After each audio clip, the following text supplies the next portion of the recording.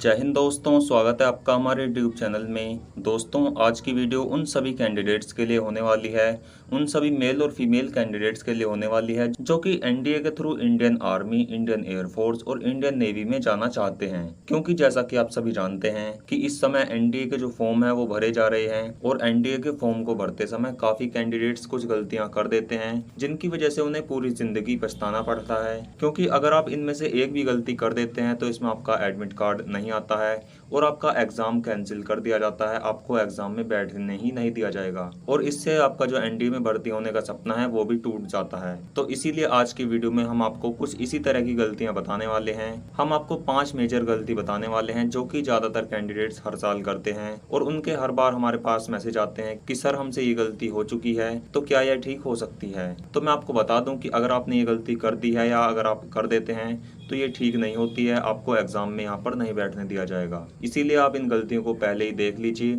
आप इन्हें पहले ही ध्यान रखिए जिससे कि आपसे ये गलती ना हो और आप एनडीए के फॉर्म को भरते समय ये कोई भी गलती ना करें। आपका जो फॉर्म है एनडीए का वो आप बिल्कुल सही तरीके से भरें जिससे आपको बाद में कोई भी दिक्कत ना हो। तो चलिए दोस्तों, बिना टाइम वेस्ट किए हम वीडियो के मेन पॉइंट पर आते हैं। दोस्तों, इन 5 गलतियों में जो सबसे पहली और मेजर गलती है वो है ईमेल आईडी की। साथियों, कई बार क्या होता है कि जो हमारी ईमेल आईडी होती है उसमें कुछ लेटर्स ऐसे होते हैं जो कैपिटल या स्मॉल हो जाते हैं और जिससे हम उसमें फॉर्म को भरते समय गलती कर देते हैं। क्योंकि जो ईमेल आईडी होती है किसी की काफ़ी लंबी होती है, किसी की छोटी होती है, तो उसमें हम बीच में गलती कर देते हैं और अगर हम एनडीए के फॉर्म में गलत ईमेल आईडी भर देंगे तो हमारा एडमिट कार्ड भी नहीं आएगा। तो इस चीज़ का आपको सबसे ज़्यादा ध्यान रखना है, क्योंकि यदि आपकी ईमेल आईडी ही गलत होगी तो आपका जो एडमिट कार्ड है वो ईमेल आईडी पर आता है तो आपका एडमिट कार्ड भी नहीं आ पाएगा। तो सबसे पहले आपको अपनी ईमेल आईडी सही से भरनी है। अपनी ईमेल आईडी को 2 से 3 बार चेक करें जिससे आपकी जो ईमेल आईडी है वो सही भरी जाए। इसके बाद जो सेकंड गलती है,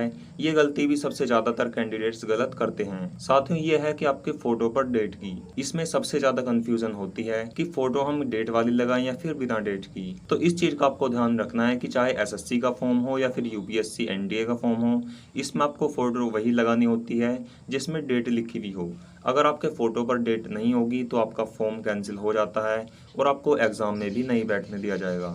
तो इस चीज़ का भी आपको ध्यान रखना है और फोटो पर जो डेट होती है वो वही डेट होनी चाहिए जिस दिन आपने फ़ोटो खिंचवाया है और आपका जो फ़ोटो है वो 3 या 4 मंथ से पुराना नहीं होना चाहिए और हो सके तो आप जिस दिन फॉर्म भर रहे हैं उससे कुछ ही दिन पहले अपने फ़ोटो को खिंचवा के रखें जिससे आपकी कोई भी दिक्कत ना हो और फोटो पर डेट को प्रिंट करवाना ना भूलें जिससे कि आपका फॉर्म वहाँ पर रिजेक्ट ना हो। तो इस चीज़ का भी आपको ध्यान रखना है। दोस्तों, इसके बाद जो आपके 3rd नंबर पर सबसे ज़्यादा कैंडिडेट्स गलती करते हैं वो है डिफरेंस डेट ऑफ बर्थ। यानी कि आपके आधार कार्ड में तो अलग डेट ऑफ बर्थ है और आपके जो 10th की 12th की मार्कशीट्स हैं उनमें अलग डेट ऑफ बर्थ है और जो आपके कॉलेज के डॉक्यूमेंट्स हैं उनमें अलग है।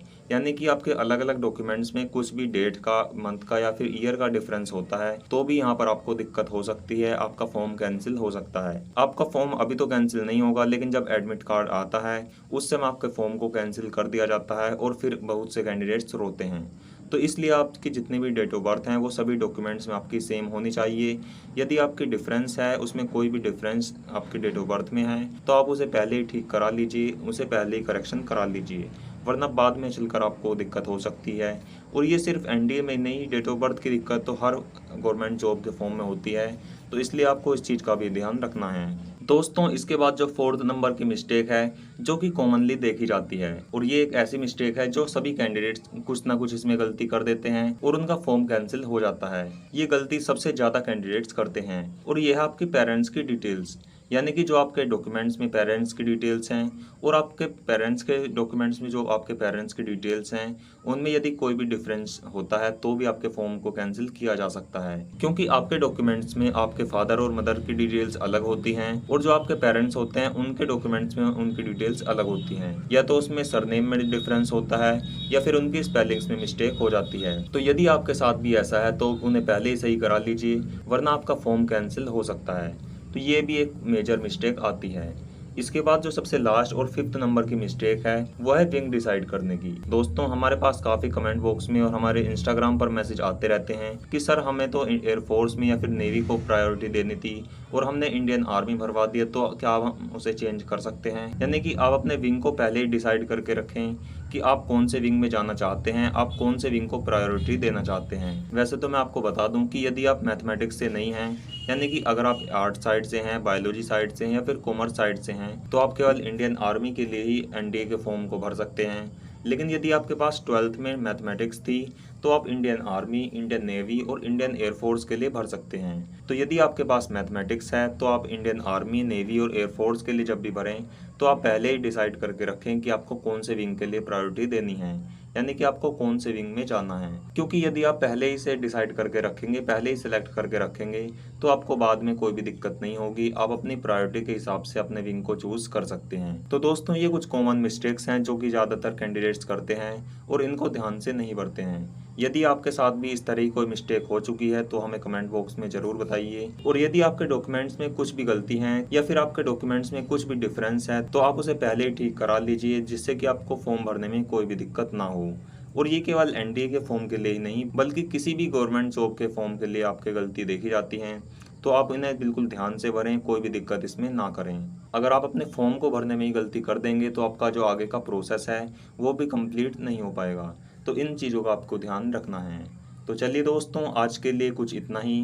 फिर मिलते हैं एक नई वीडियो के साथ। तब तक के लिए जय हिंद, वंदे मातरम।